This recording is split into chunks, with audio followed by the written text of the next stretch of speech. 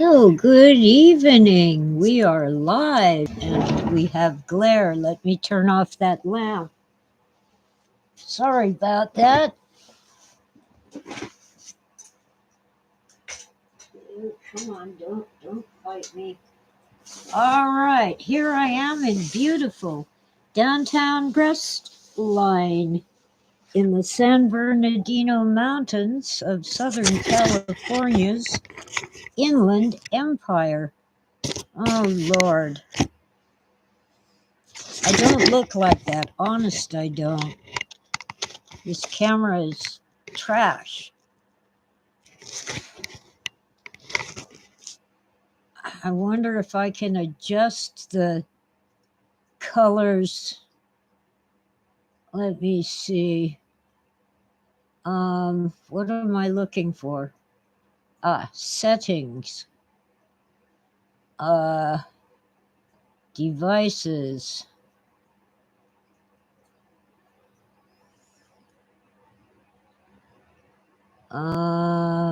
Mouse key. Sure. Sound settings, display settings.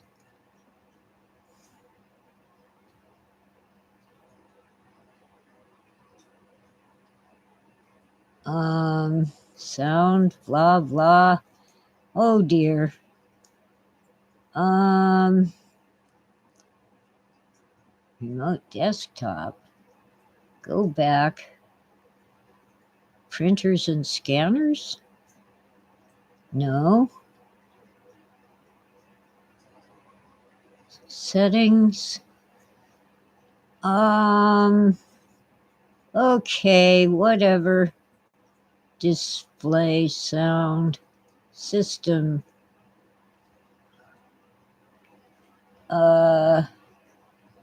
Display. No, that won't do it.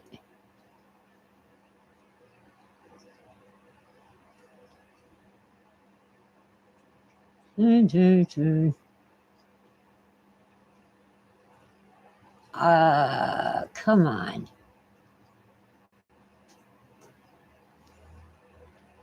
Evil, evil, evil. Here we go. Webcam. I can't do any settings for it. Oh well. Just trust me, I don't look like this. The colors are completely off. Anyway, I have found an article from Giant Freakin' Robot. Yeah, that's the name of the website. And I can't see the keyboard. I have to put up with the glare so I can see it. All right, evil lamp. You're evil. Let's try this. I think that's a little better. All right, let's copy the link and pop it in. I have Google show me links to articles about Philip K. Dick, and this was one of them that I found very interesting. Here we go.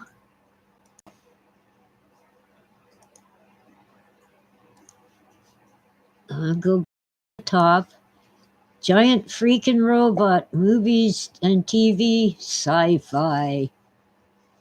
Or as some people call it, skiffy. The forgotten sci-fi master Hollywood has never touched. By Jonathan Klotz, published one day ago. Awesome image there. So, welcome in, Jason. Hello, hello. Hi. This here article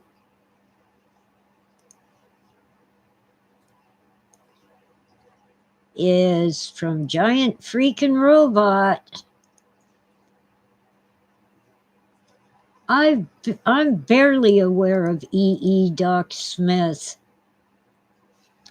but I know he was one of the greats, and his stories were published in, those cheap science fiction magazines that teenagers used to buy even though their mothers didn't want them to, because they should be reading real books.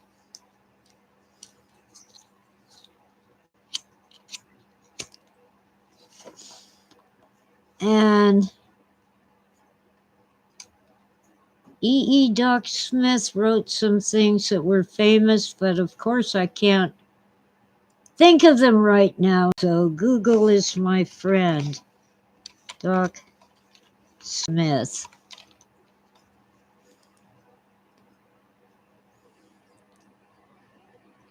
Skylark 3. Yeah, he was often published in a magazine called Fantastic Fiction. And he wrote, he wrote series, not just individual stories. And he wrote a bunch of books. Why did I close that?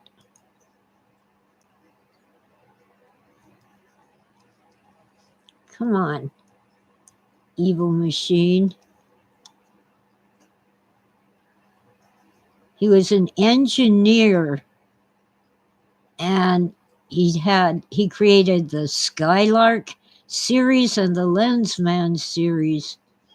Dominant force of science fiction in the 30s and 40s, and he continued to write into the 1960s. Amazing. And this article laments that his works have not been made into movies. Doc Smith, the father of the space opera. Space opera was a general term for science fiction. And at one point, the most famous, we call it SF now, the most famous sci-fi novelist in America, and yet no one has adapted his literature into film. But projects like Babylon 5 and Star Wars were strongly influenced by his work. So if you want to know what space opera is, think of Star Wars as a general template for a space opera. Opera actually means work, as in a work of fiction.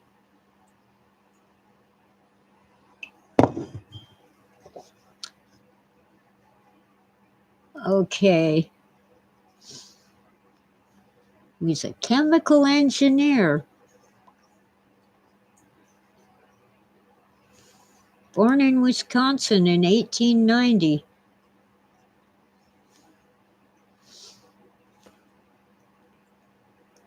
And his friend, Carl, a college friend, tried to convince him to start writing down his fantastical thoughts about space travel.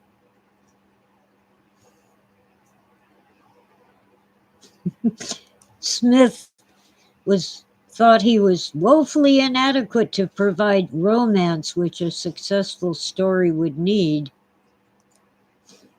So another friend, Lee Garvey, volunteered to write romantic dialogue. So they had a partnership, and they created the Skylark series, which is famous.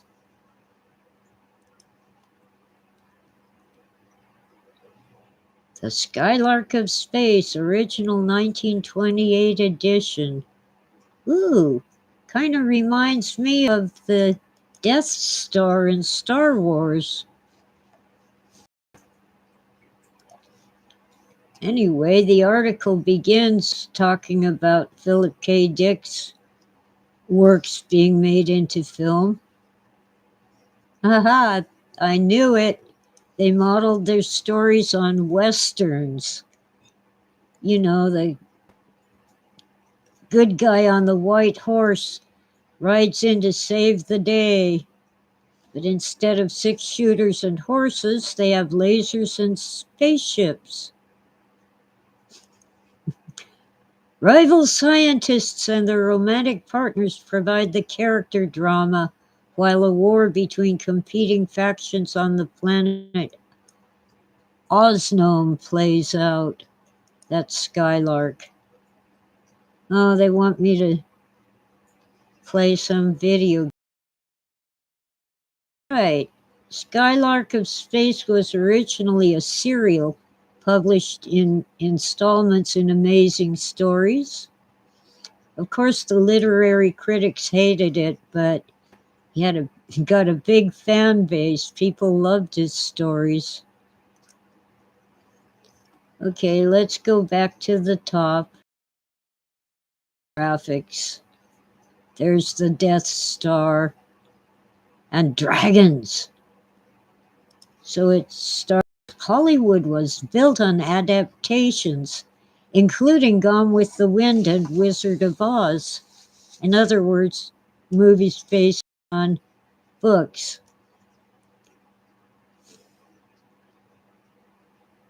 And in the last few decades, it feels like every single Philip K. Dick sci-fi novel has made it to the screen. Actually, some of the movies were based on stories, short stories like Total Recall and Next and Minority Report.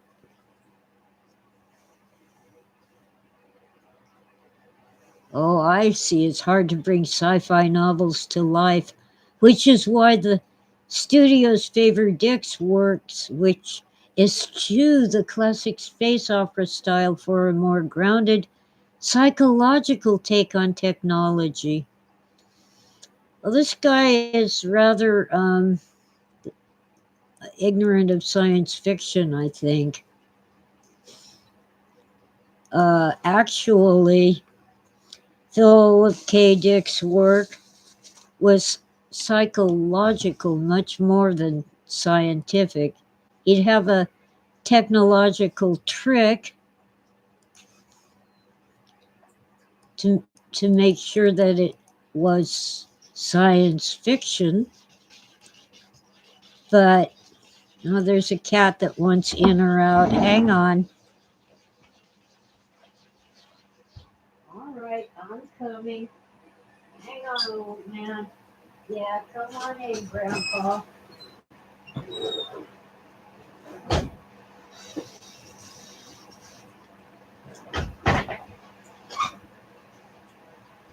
Such an old kitty. The old tomcat who's ancient and slow wanted in because it's cold outside. All the others are already in. Hi, Cheryl. Welcome in. Aw, that's sweet. It's bedtime, but you'll listen from under the blankets. Well, I really can't stay on too long, but I wanted to kind of dip into the classic science fiction of E. Doc Smith. He's the same generation as all those Tarzan books. Oh, Etsy Quentia says, and now you can watch AI generated videos of Star Wars as a spaghetti western. Return of the Pistolero. Yes, Sequentia, we have come for full circle. Trust me, I don't look like the image on the screen. I've got to find some way to tweak the way these pictures look. Maybe a better camera is on the table.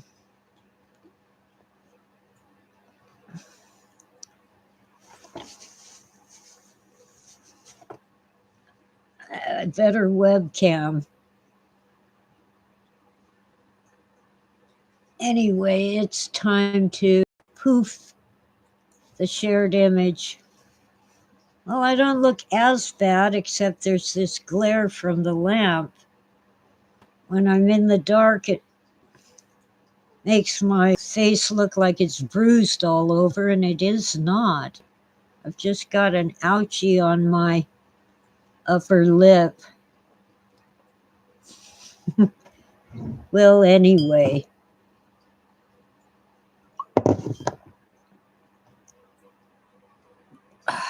Why am I not remembering the author of the Tarzan books? He also wrote the Mars books. Let's see. Author Tarzan. Edgar Rice Burroughs. Oh, I don't want a crossword. What am I doing? Burroughs.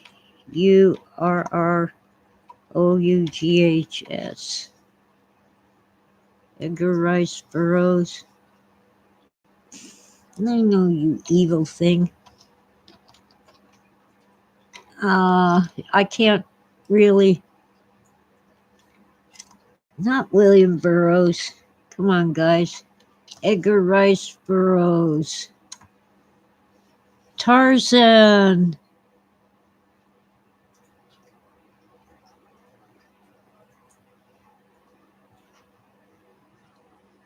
Best known. Yeah. Okay. I might as well share the image.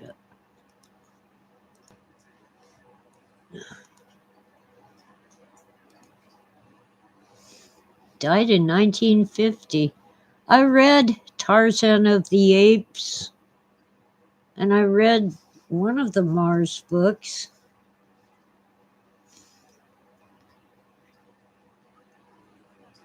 Anyway, there he is.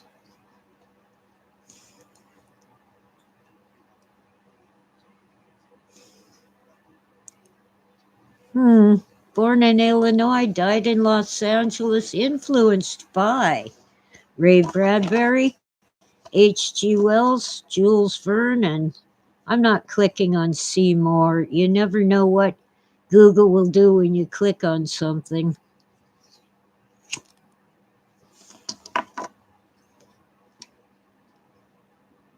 Wow. Edgar Rice Burroughs Incorporated still owns the Burroughs works. And of course, he was best known for Tarzan, but let me see if I can get it to tell me about Mars.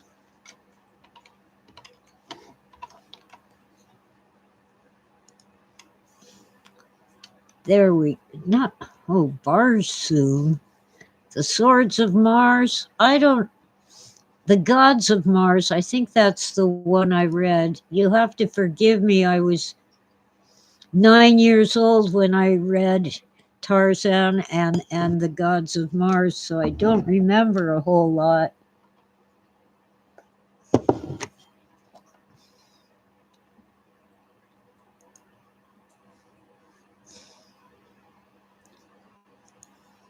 Yeah, E. Doc Smith was amazing. Okay. Here. Let's give up on that. I just had to come on when I saw that article about Doc Smith.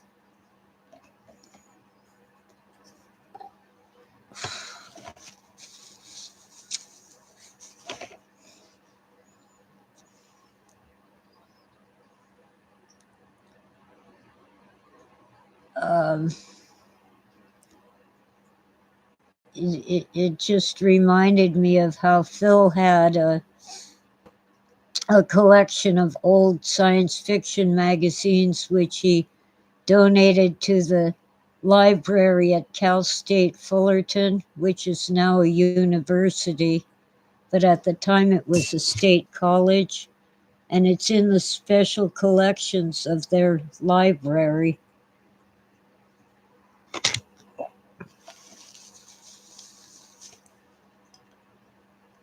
I'm trying to remember. I think the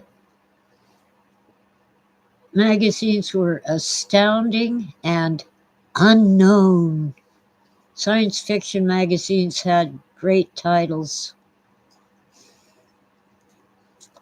And I'm blanking on the man who started the craze of science fiction magazines, which were little more than comic books at the time.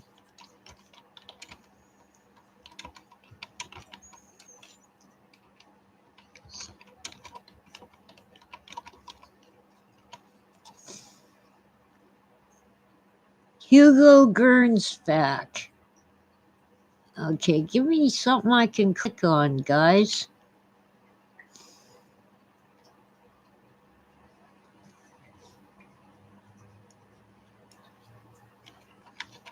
As in the Hugo Award, the biggest award in science fiction literature. Here we go. There we are.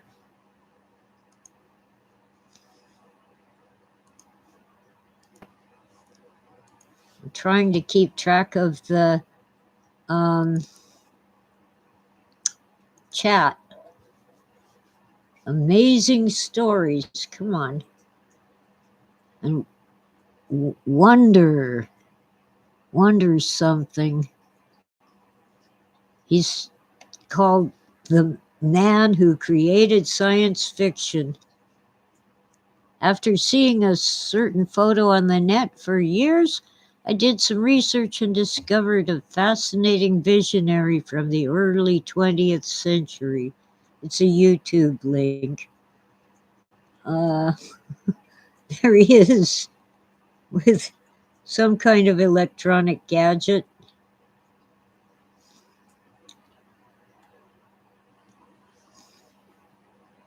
What was Hugo Gernsback known for? Founding editor of the first science fiction magazine, Amazing Stories.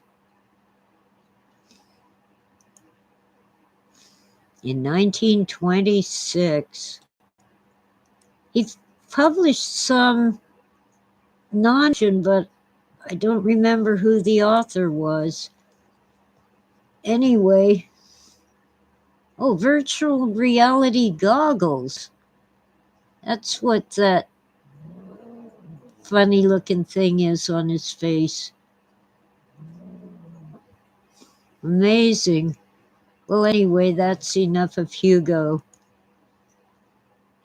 All right, guys. I gotta go night-night myself. What are you cats doing? Which cats are you? Tutu and 3C are having a hissy fight. 3C is still very timid. Tutu is a blanket thief. I wake up in the night cold because Tutu pulled my blankets off. So thank you all for being here and sleep well tonight. I really can't stay longer. I'm half asleep. You guys are awesome. Awesome possum. Okay. Yeah. Thanks, Jason. You have a great night, too. I wonder if I can view a retracted message. Nope, I guess not.